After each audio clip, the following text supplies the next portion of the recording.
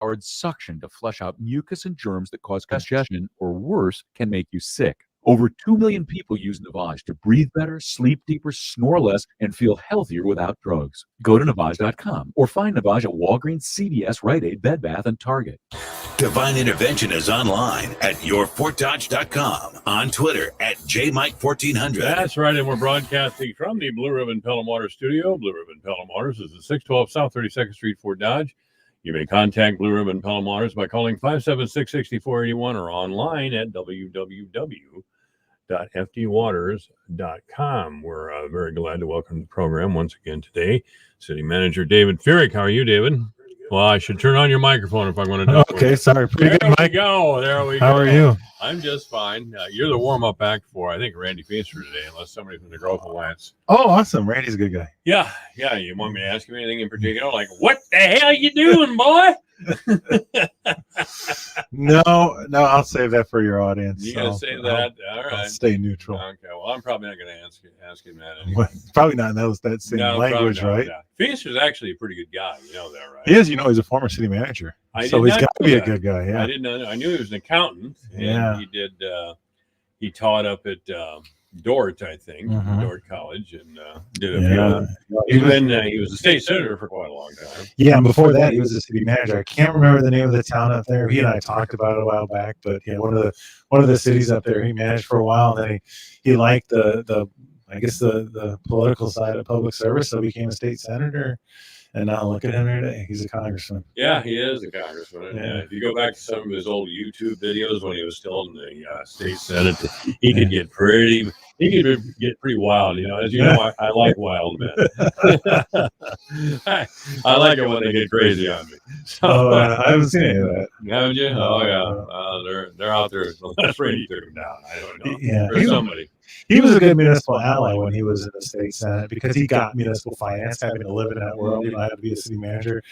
He was always relying on arguing the benefits of TIF when certain senators or representatives would try to go after TIF. So he knew his stuff. It's good. It's good to have somebody in the state senate and in the United States House of Representatives who knows numbers. Yeah. We have too many flakes up there like up there and act like they're television talk show hosts or game show hosts. Yeah. Hi, look at me. All right, look at you, Joe Biden. But anyway, I asked the mayor a question last week. It had been last week about then Governor Rancic had property taxes being promised some backfill for 10 years. I don't think we're at 10 years yet, but I bet we're not getting the backfill. It's phasing out over an 8-year period. And this is this next time around will be the first year of phase out. So we're going to lose basically whatever what's the 100% times 8, like 12%, something like that. We're going to lose about 12% of our backfill revenue this year. All right, just this year. Yeah, and then it'll be another 12% next year, and then it'll go on for 8 years, and then it'll be 100% gone. It'll go on for another 8 years. Yeah, they're cutting it down 8. They're cutting it down 1/8 per year. 1/8 per year. Yeah, until a total of what? Till zero. Yeah. Backfill. I guess I'm not understanding. Perhaps the listening audience is. Sorry, no, I don't think so. This is like short little simple. You like the short answers, I know. My mind isn't made for radio. Sorry. That's okay. So we started a few years ago on the reduction. No, this is the first year of the reduction. This is the first. Yeah, it was voted in. What was it? This last session or the session before? It might just last session. This is the first fiscal year it'll impact us. I take that back. So this will be our first tax levy that will impact us. Okay, so this is the first year, and what is the grand total of the cut after 8 years? Sorry for growing on the air. That's right, I do it all the time. Darn it! I think it's going to be. So it's 12. If it's 12% per year for 8 months or 8 years, 12%. I have two numbers stuck in my head. Both of them, one's going to be really off. It's either a $600,000 cut or a $300,000 cut from our total revenues. Now that's just. I think it'll be a $300,000 cut. $300,000 or $350,000 per year we cut from our tax levy. Okay, so that is the amount then of 12% every year for 8 years.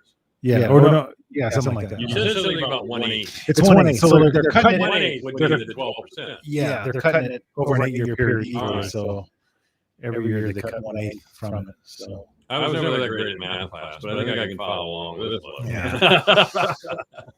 So 1/8, and that will be this year is the first year of the cut. And when is the end of this fiscal year? Well, the end of the current fiscal year is June 30th, Yeah. 22. Yeah. So, but it doesn't impact the taxes for this fiscal year. So for next fiscal year, so the tax levy, the council will start reviewing, discussing in January, and finally approve in the end of February and send it to the county. Okay. Will reflect. Well, the tax levy doesn't necessarily reflect the cut, with the exception of the things that are going to get cut from the backfill have to be made up by the taxpayers.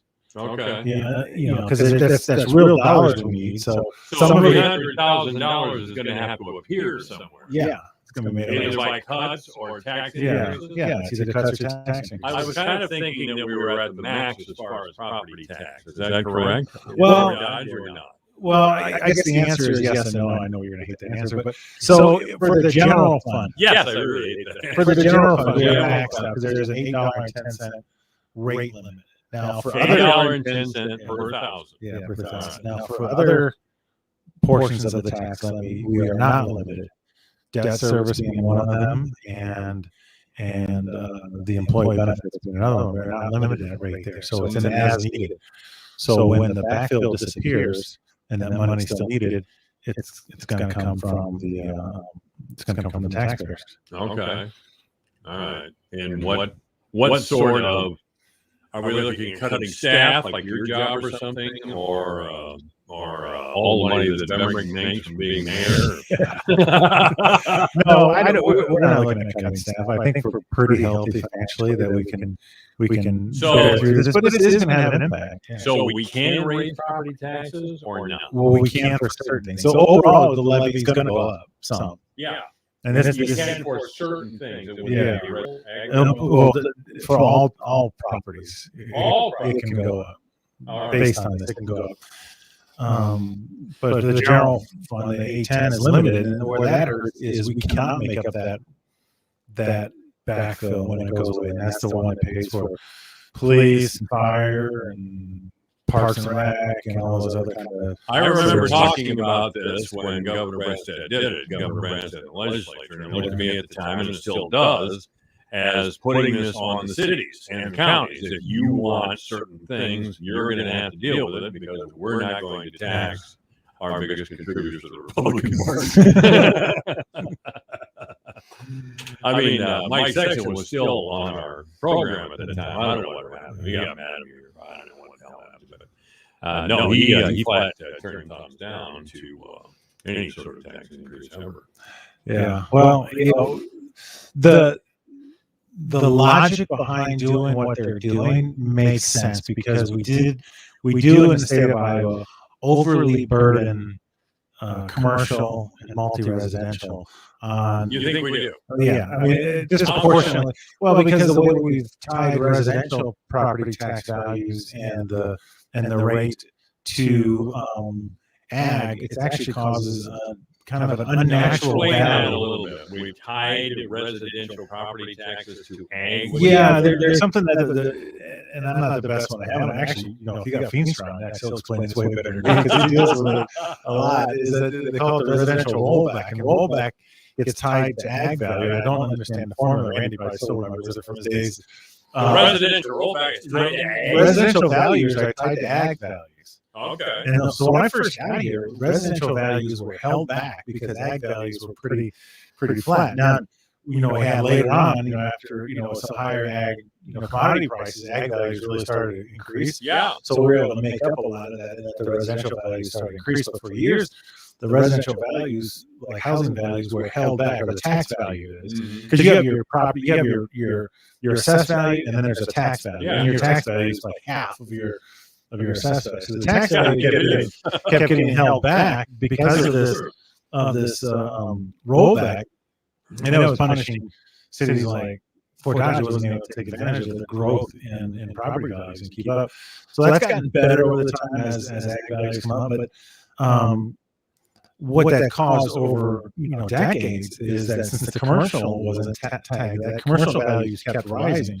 So you got where you did have an undue burden on your commercial properties, which is bad because if you overtax commercial properties, you don't get economic development, you don't get businesses that want to locate in Iowa, and they flee to other What do we states. mean by commercial properties? That would be Decker Trucking and Walmart? Yeah, things like that. And industrial is a little different. Industrial is different because they don't tax equipment, and most industrial complexes are equipment, so they're taxed at a much lower rate, which makes Iowa.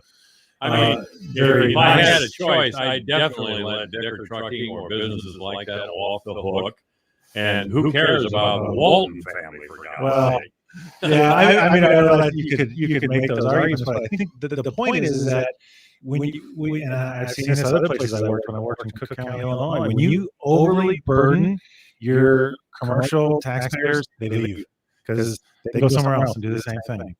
Walmart can close down and go do it somewhere else. I mean, commercial taxpayers will flee and go to other places. It's a fact. So where Branstad was, I think, good with saying, okay, we need to try to correct that disparity. Where it fell short is that they still kept the city restrictions on, like I said, the 810 general fund levy, where it can't go over 810. That number probably was set back when I was in grade school or something. I mean, it's so old. And I'm an old man now, Mike. But this could have easily been solved by doing some reallocations of what the commercial versus residential, and then get rid of that restriction on 810, and that way let city councils determine what taxes they need. And then who's the most accountable politician? Your city council members and your mayor, because they're local, and there's just takes a few people to vote for them to get their attention. By the way, today is a voting day. Yeah, please vote. How late are the polls open? No, I think it's 7. I know. I'm not with the county. I think it's 7 o'clock, but don't count it. I would say try to vote. If you haven't I voted, haven't voted yet. I haven't haven't been voted, hospital all morning. go right after work. I will, because I always like to vote. Yeah. I always like to vote. And it's an important election. It's a primary for our at-large. That's right. So We got 5 people. 5 people running, and so it's important to get out there. And this is the primary, and the general election will be in November. But so anyways, if they would have done it that way, where they would have kind of unshackled the cities from this crazy limit, then the cities could have said, okay, you're changing that. Well, we'll adjust our rates to tax that what we need. That would give all the control to the city councils versus now. And something about what I don't like about state legislatures, the state legislature, is they try to control the city council from making decisions that are good for that community, and that really is frustrating when you have people that are in a state elected office. Unlike Randy, who came from the municipal sector, you got people in the state office trying to tell people in cities what they should do, and they don't have experience running the cities. Yeah, you're way ahead of me, and I'm glad that you are, because I always thought the 810 thing was crazy. First, they want to tell the cities, if you want something, you're going to have to tax it yourself. Yeah. And then the state's going to come in and say, yeah, but you can't tax. I mean, what is that? I've heard that before. I won't mention any names, but I've heard that before where they've said, well, this sounds like a city issue. I go, well, it is a city issue. Then let me take care of it.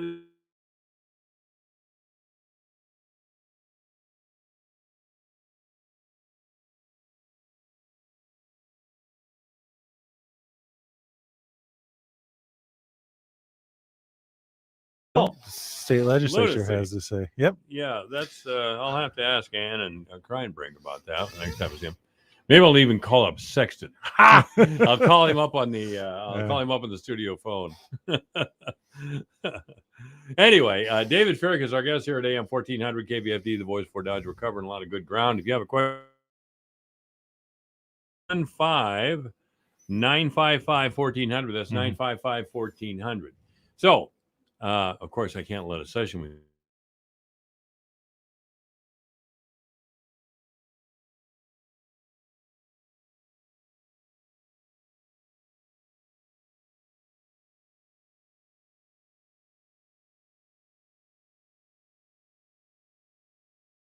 Mike. Let's go spend some money. Let's go. Yeah. Let's party. So that's good. We, the banks are in line, and we're starting to get the processes together. We had on the agenda the council approval to buy the old Sinclair building that will become our, where our technicians are housed and their trucks and everything. We're looking at some other properties, and so things are starting to move forward. It's a big deal. We're building a utility from scratch. That is way cool. That is totally cool. And I went to that service station for a long time. The guys that ran it were really cool guys. But guys. All things come to an end. They retired, so now it's kind of an eyesore there. Yeah. So I'm glad to see that is being done, and I'm glad to see that's what we're going to use it for. Yeah, certainly. That'd be cool. We have bought some residential properties that are complete pieces of crap, of course.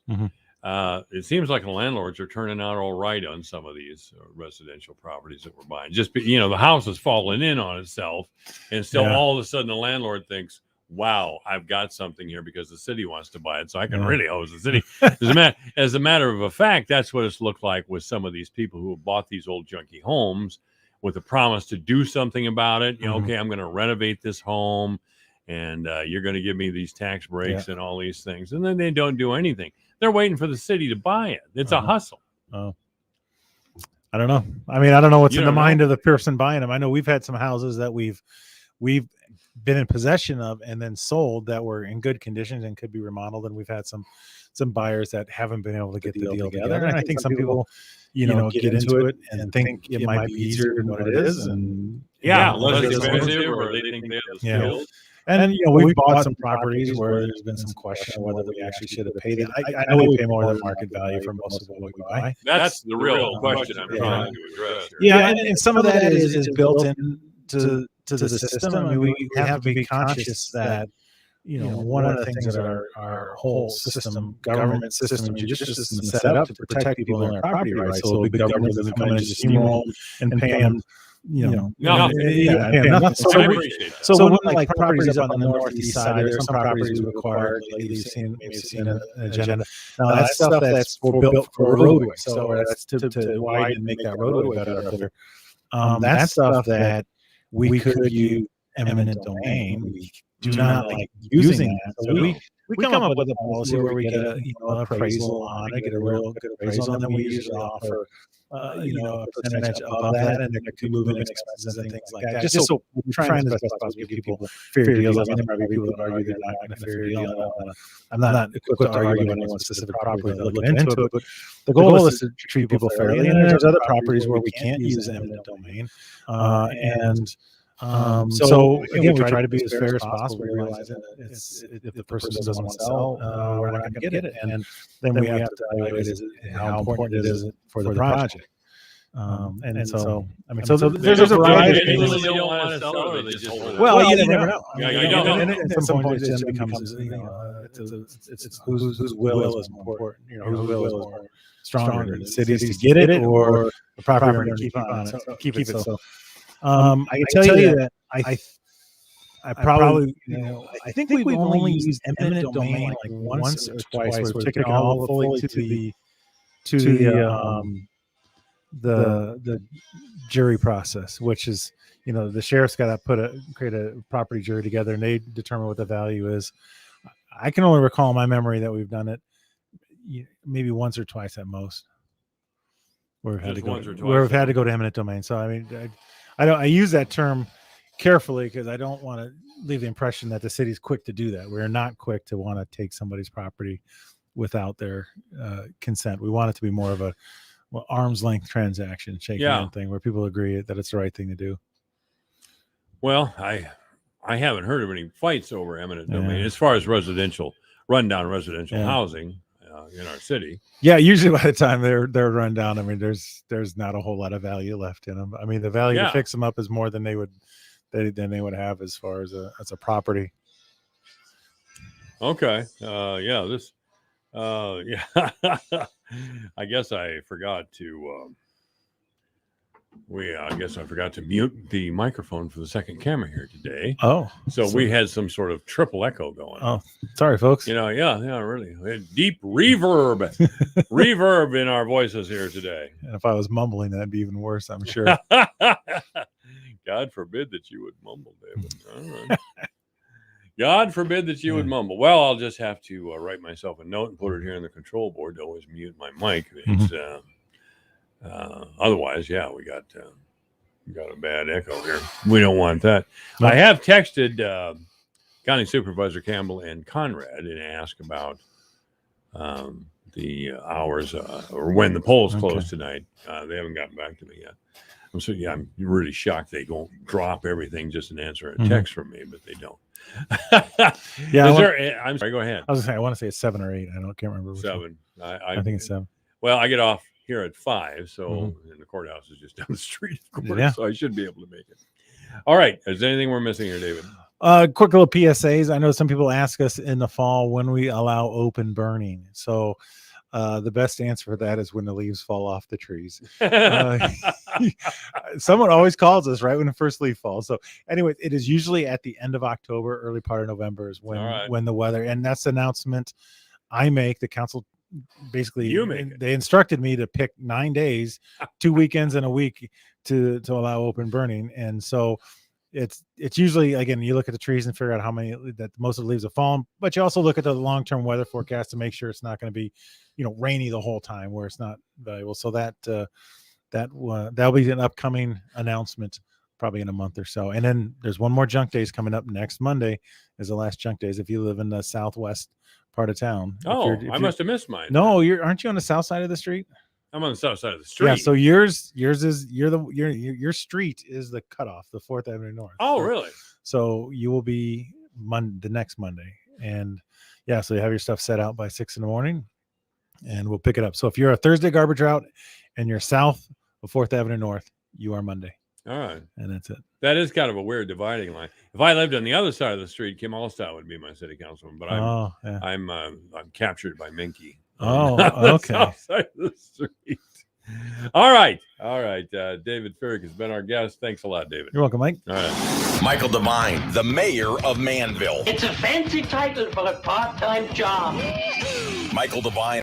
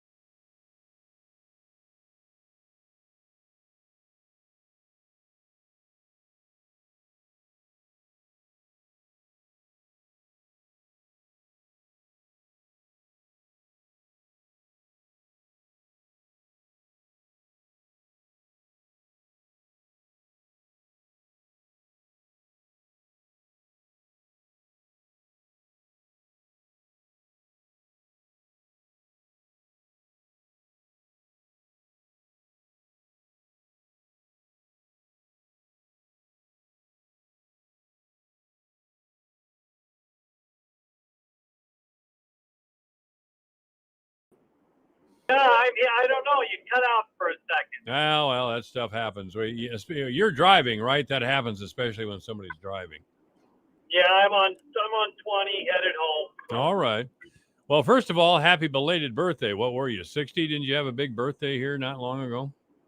Well, thanks for bringing that up. That's what I'm already not having a good day, and then you have to remind me I turned. Hey, listen, I'm years older than you are. And I'm still kicking pretty good, so don't worry about it, man. Yeah. Mike, Representative Sexton has been down in Des Moines for the special session on redistricting.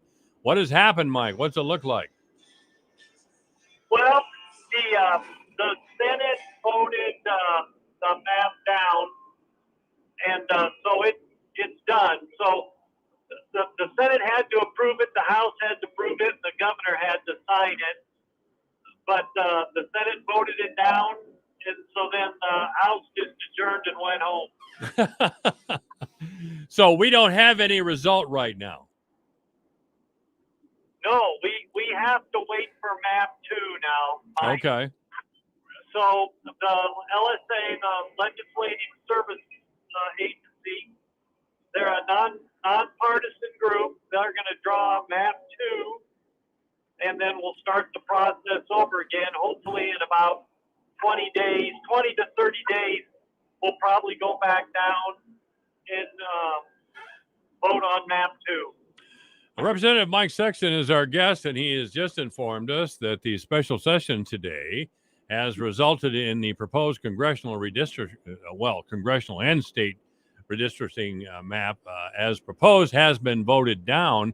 You know people in the Senate, of course. Why did this happen? I'm not really sure, Mike. To me, this is just Mike Sexton. It was a good map. And legislatively, I think it was very kind to Republicans. I think we'd have stayed in control for the next 10 years in the House and the Senate, just by the way the legislative maps got drawn. Now, I think the Senate has concern that one of the congressional districts is pretty blue, and they were concerned about Representative or Congressman Deenstra district that was so big. Yeah. So that was their two concerns, and so they will send those concerns to LSA, and they will try to draw a map that tries to address what their concerns were. Well, of course, at the federal level, and I talked with several people about this, at the federal level, it appeared that the first congressional district was going to be solidly Democratic, and we have a Republican representative there now, of course. Yes. Frankly, from a federal point of view, that was not a map, I didn't think, that was favorable to Republican interests. Do you think that it was? Well, I don't know. Mike, I think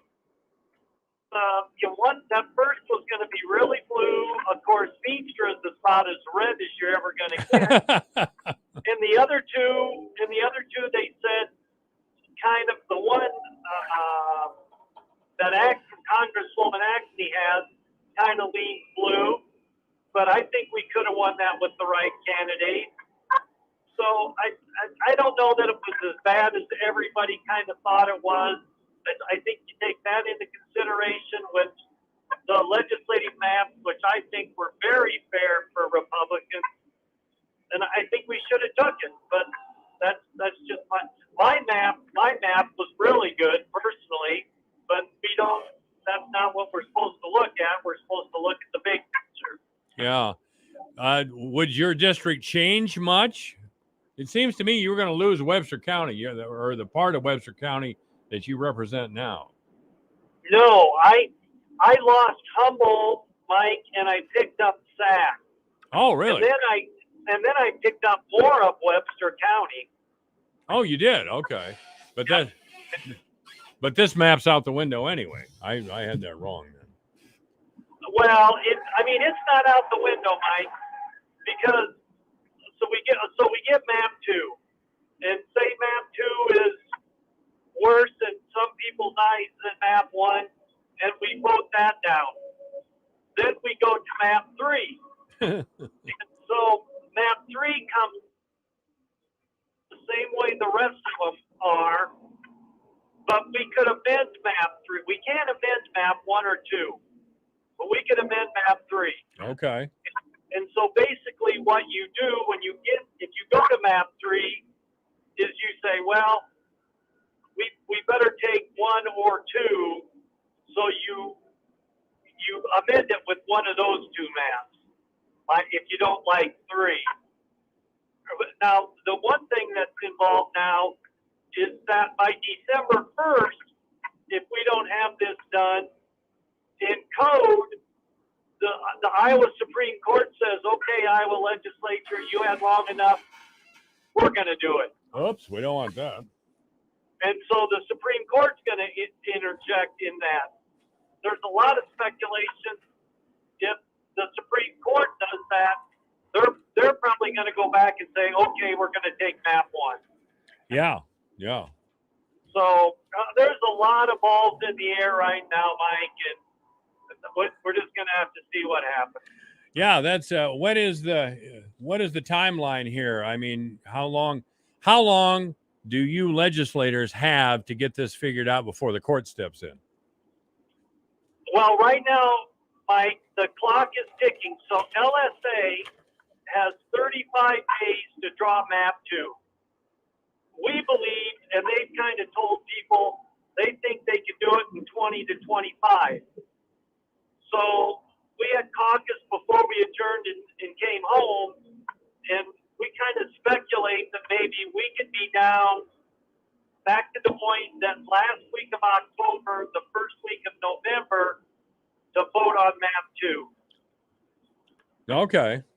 Well, And if that goes down, then we start over again, and probably in another 20 to 25 days, we got map 3, which will put us really close to the 1st of December.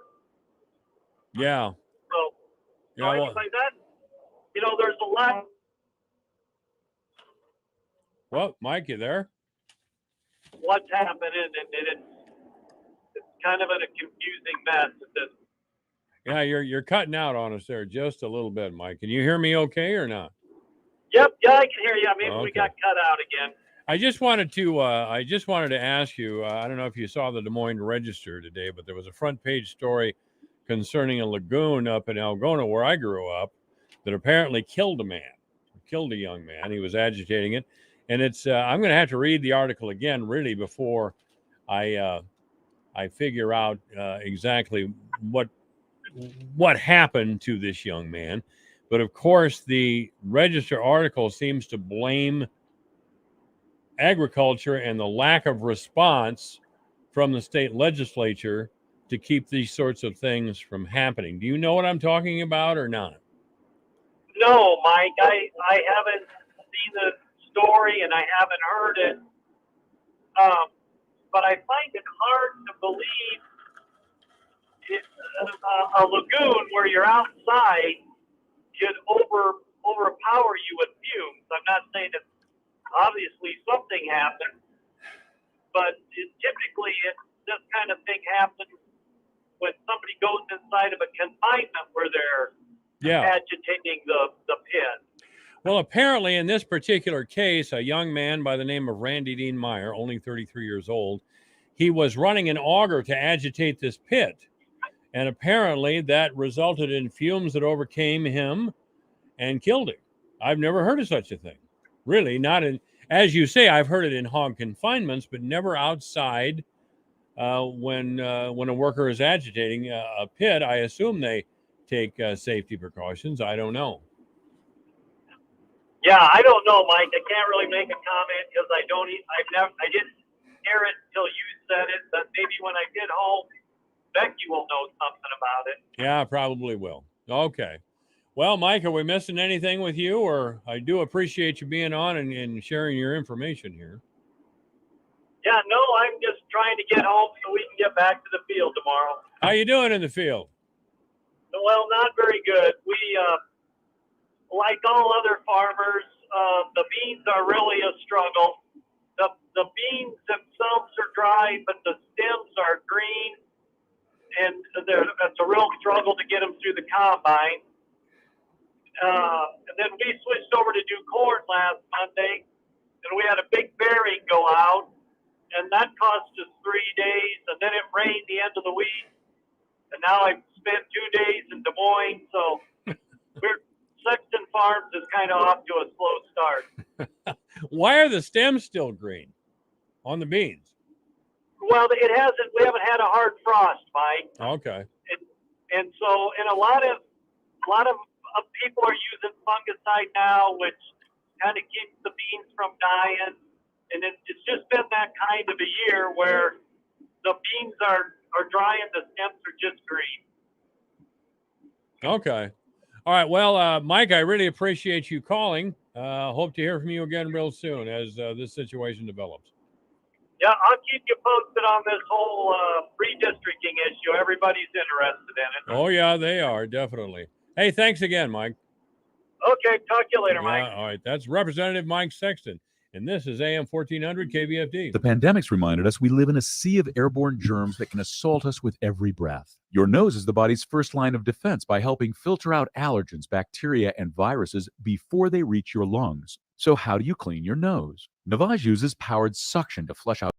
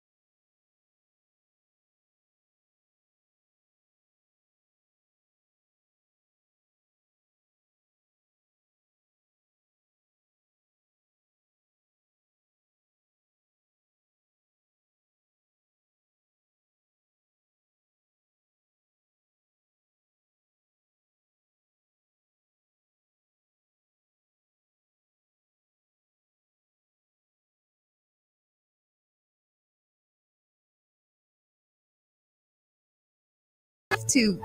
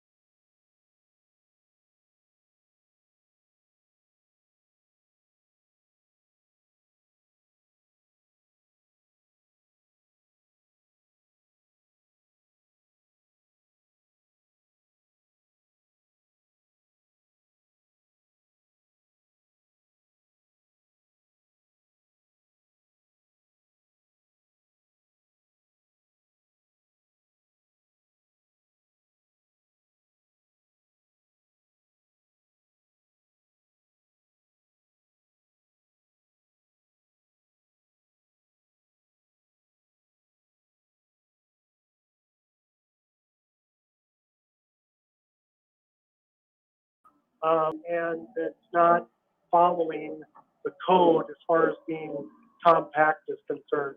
The other thing is the population. The population in these districts has to be close or as close as possible.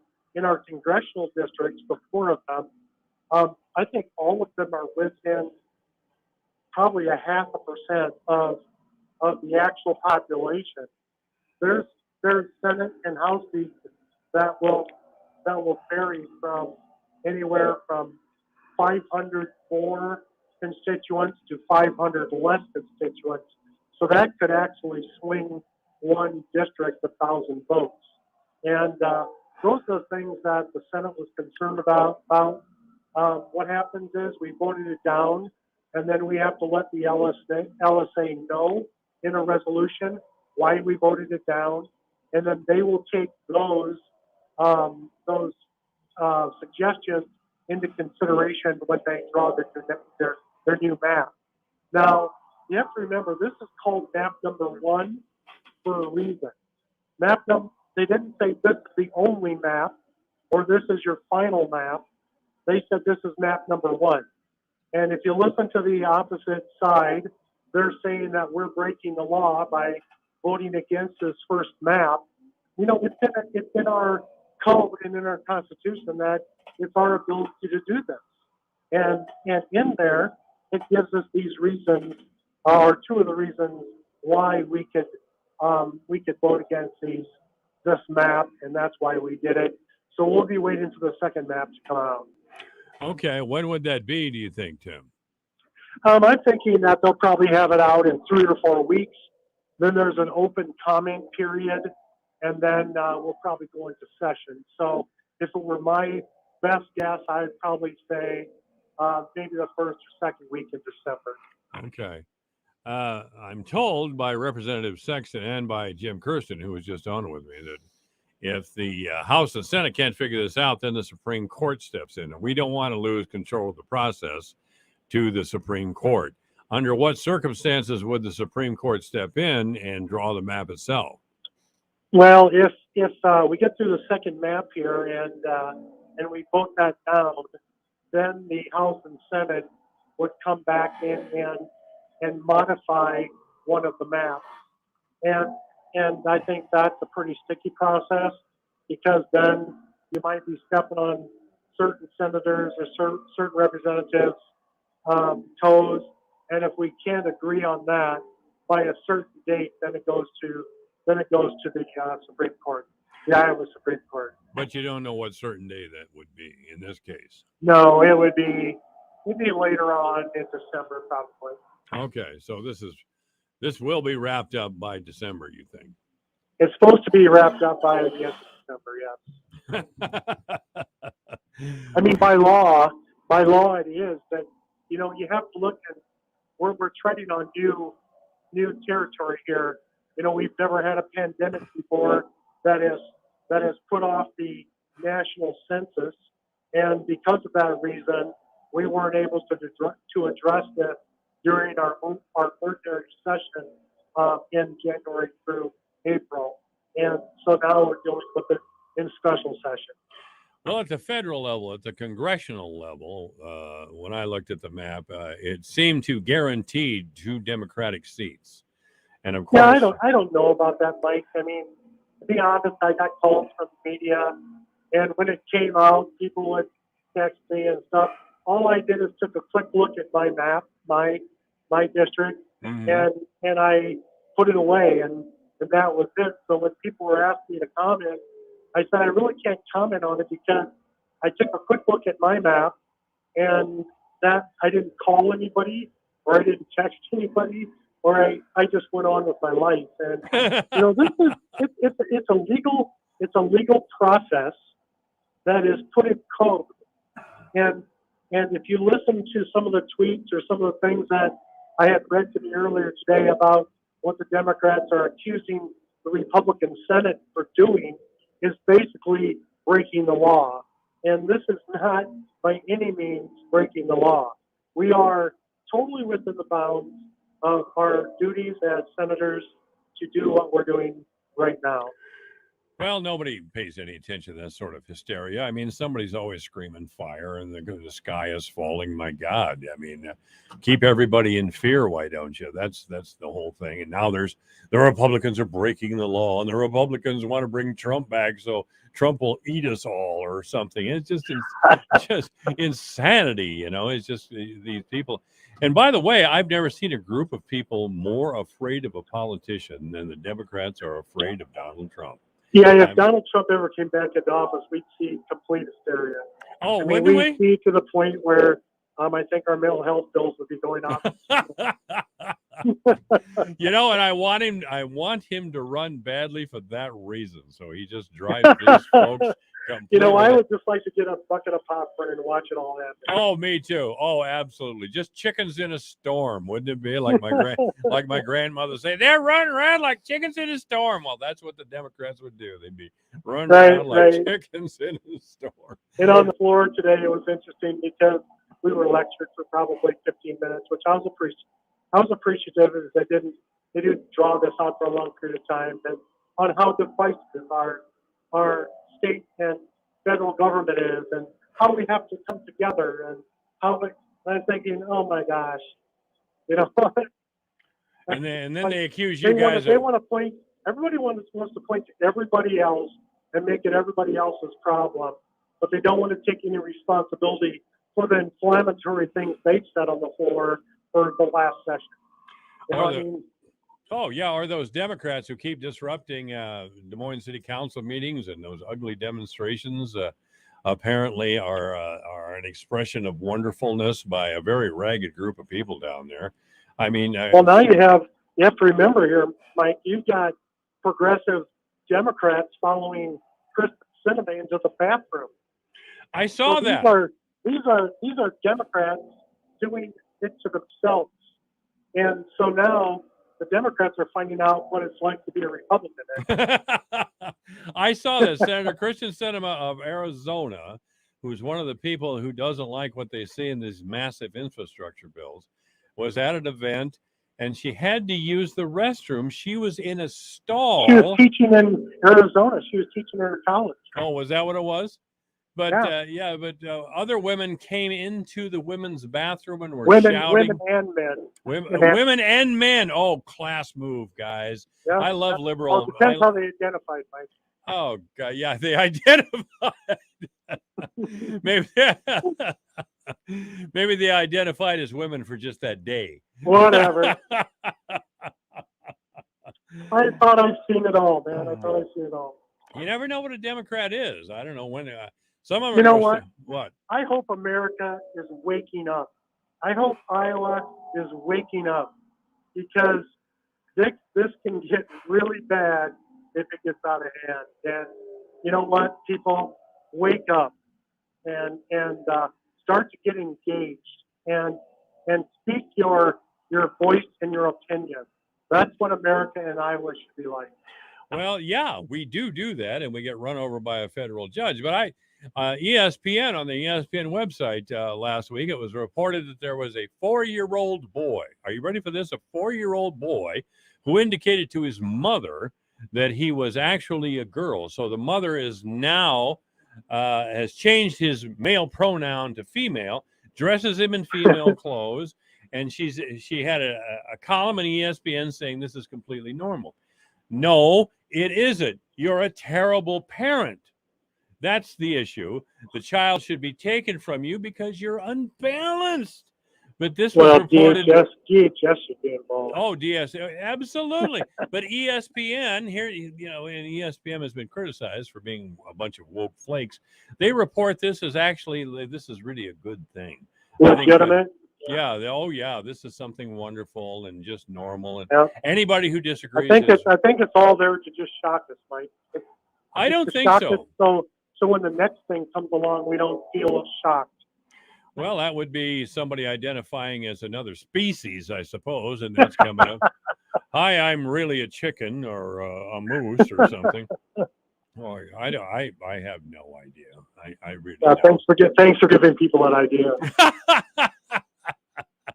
And let's not forget there are still pedophiles around who want to legitimize pedophilia. and and require that the law recognizes sex between an adult and a child is actually an act of love and instruction of some sort. I mean, how can we even be talking about these things? How can I it tell don't you, even if you're a Democrat, how can any person be talking about such an outrage? But God save us. God save us. God save us, Timothy. God save us. Yeah, go ahead and speculate on the gender identity of the Almighty if you wish. You will have to answer to him sooner or later.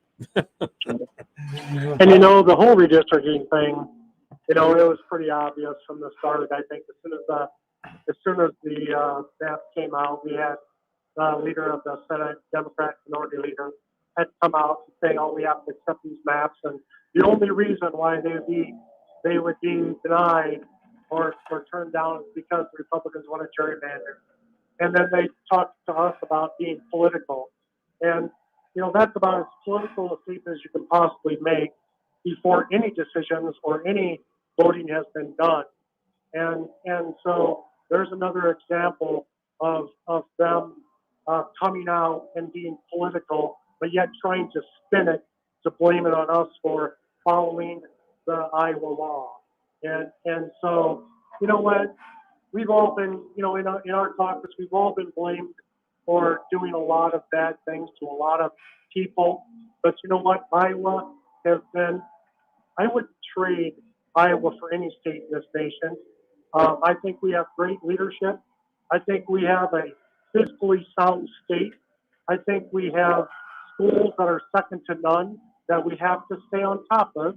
Our parents have to get involved. But I would not trade this state for anything. No, I don't think I would either, even though the winter's coming on. I didn't talk about weather. Last February, it stayed with me. I'm still waking up in a cold sweat over last February. I don't want to beat this to death, but I do want to put this in your ear. The University of Iowa, and I approve of this 100% because I have a granddaughter that would like to wrestle, or at least her dad would like her to wrestle. And I'm a big wrestling fan, a folk-style high school and college wrestling fan. But I don't want to see any of this intergender wrestling. I don't want to see boys who think they're girls wrestling my granddaughter or anybody else. Is there any kind of action that we can take at the State House to prevent that sort of thing? Well, I would hope there is. I think those are some of the things probably, Mike, that are going to come up this year. I know that's going to be, I think we're going to have a lot of issues come before the Education Committee, which I'm on the Policy Committee for Education, and I know Senator Sinclair. She's a trooper. She's the best ever when it comes to education,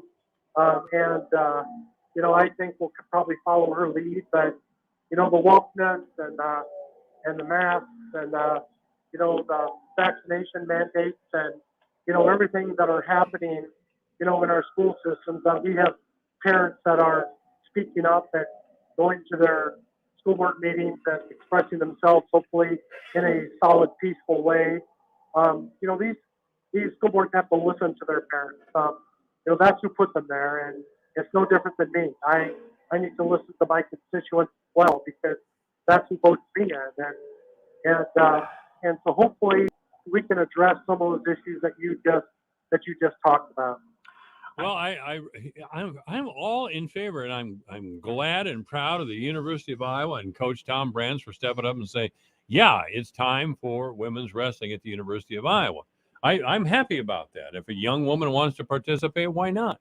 I am definitely not in favor of young women having to wrestle young men who call themselves women. That's just absurd. Or to run track or or play anything. Play volleyball. Or any of those things. Listen. Yeah. It's an outrage, and it's twisted. I can't even tell you how strongly I feel about that. It's not fair. It's not fair to our female athletes. It's what? It's not fair to our female athletes. Not at all. That's ultimately that's it. It's not fair to young girls who would like to participate in sports to have to compete against biological males. especially in contests of strength. It's just outrageous. Who would you? I can't believe there would be anyone or very few people in the state of Iowa that would think that would be a good idea. Oh, they're just. I just can't believe there'd be an overwhelming amount of people that would feel that would be something that should happen in Iowa. That Yeah. surprised me again. Well, I've been reading about gender dysphoria for a long time now, and I'd have to say it's nonsense. Frankly, I'm not a scientist, but really, science isn't behind this entire gender dysphoria thing. These are sociologists. Do you remember sociologists in school? I mean, it's not it's not exactly a hard science. Well, you don't have to go to school anymore because it's playing out right in front of our eyes. My God. All right. I mean, it is I playing know. out right in front of our eyes. Yeah, it's radical evil. I don't mind saying that. It's radical evil. All right, Tim, I'm going to get crazy here if I don't get you off the phone. So, but I really appreciate you calling in on this important day to give us the information on what's going on as far as. Yeah, I want to put out one more quick shout out. Yeah, sure. The Republican Party chili, the Rash Chili Bash, that's going to happen on Monday evening at Fort Friendly on the 11th of October. Actually, Governor Reynolds is going to be our keynote speaker. Let's pack that place. Let's put 300, 350 people in there. And you don't need special tickets. Just show up and come and enjoy a great evening listening to the governor. He'll probably take some questions. So I'm sure there's going to be a lot of great questions out there that you can throw at it. Isn't President Trump appearing at the state fairgrounds this weekend? Yeah, Saturday? he's on the 9th, so that'll be this Saturday night, and I think it's supposed to be beautiful weather for that. So, we got lots of great things happening here in the state of Iowa. Yeah, let's pack that event too, Trump's event, so we can freak out liberals in the. Oh, I don't think we'll have to worry about that. All right, Senator Tim Kreinbrink's been on the air with us. Thank you, Tim. Thanks, Mike. You bet. It's 4:53. This is AM 1400 KVFD, the voice of Fort Dodge.